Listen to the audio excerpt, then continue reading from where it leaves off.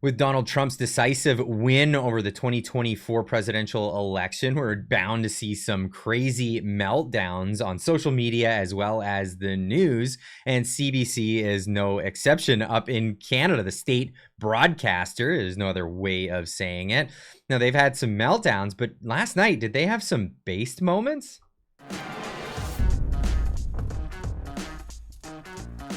Now, there's some interesting back and forths here during the coverage last night of the CBC. CBC Watcher pointing out a bit from Rosie Barton on CBC, where it seems like she's coming to grips with the reality of the situation and maybe even coming a little bit down to earth. This is crazy. She didn't offer a way to fix things for people right now who feel like the system is broken for them. And the line that stood out to me in that Donald Trump speech was, we had a common core of common sense. Mm-hmm. And that stood out for me because it's what our conservatives say too. Correct. We have a common sense response to what is happening.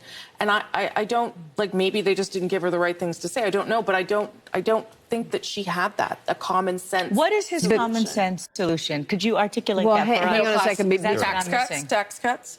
They're not middle class. Before we deconstruct, No, I wish we could deconstruct that a little more. Of course, they don't let her get into it because it's what Canadians are actually feeling up in Canada. And they don't want to sway perhaps the election going in that direction. But it's not the only moment that Rosie Barton had last night that seemed a little bit more coming to grips with the reality and what voters actually are thinking. She was commenting on the rhetoric here.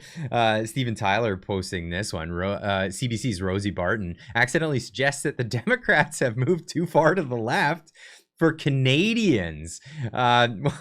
Oops, she corrects herself to mean Americans, but then considers that perhaps the governing party, the Liberals, have the same problem here, which a lot of commentators have been talking about. I think we need to start talking about the idea that you posited there, and that the gal in Georgia posited, that the Democratic Party has moved too far to the left, that they are no longer representing the vast majority of Canadians, of Americans. Interesting thought. Same thing here. Same thing here. And is there a course correction that is needed? I mean, that is...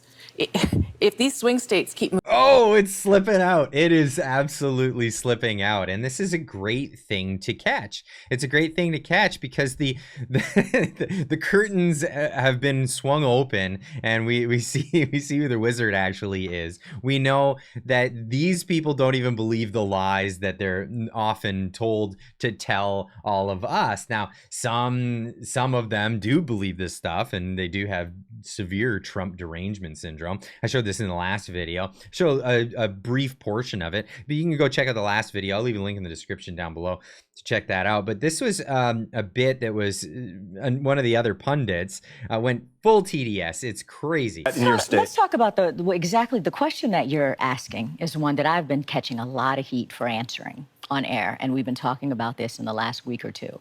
You're talking about the propaganda campaign and the playbook of Trump. This is not new. This is not surprising. This is directly out of Hitler's playbook.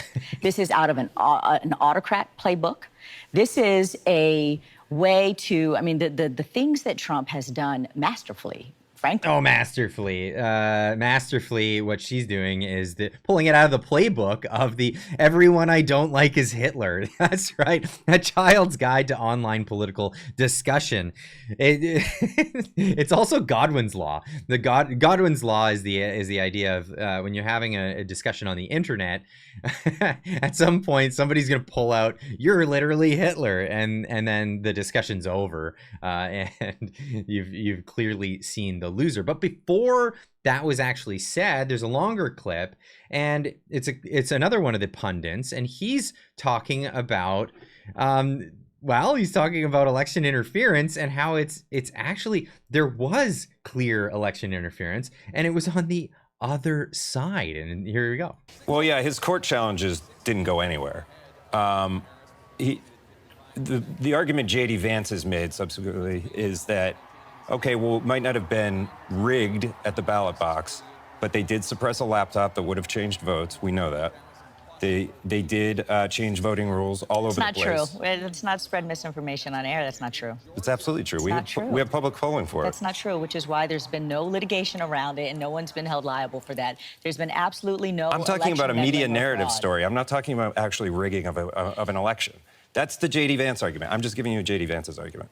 But yeah, you're right. It does undermine, it does create long-term problems for the Republican Party to not believe in the vote. The voting system that has been set up.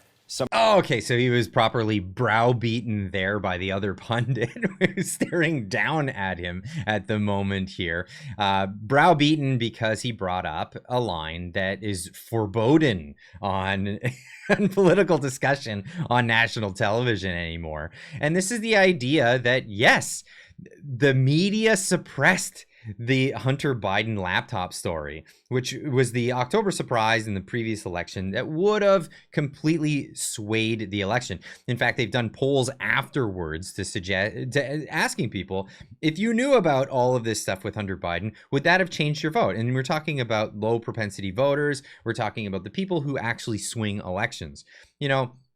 People who probably watch this channel, you have your opinion, and you're probably going to stick it to it. You already know who you're going to vote for.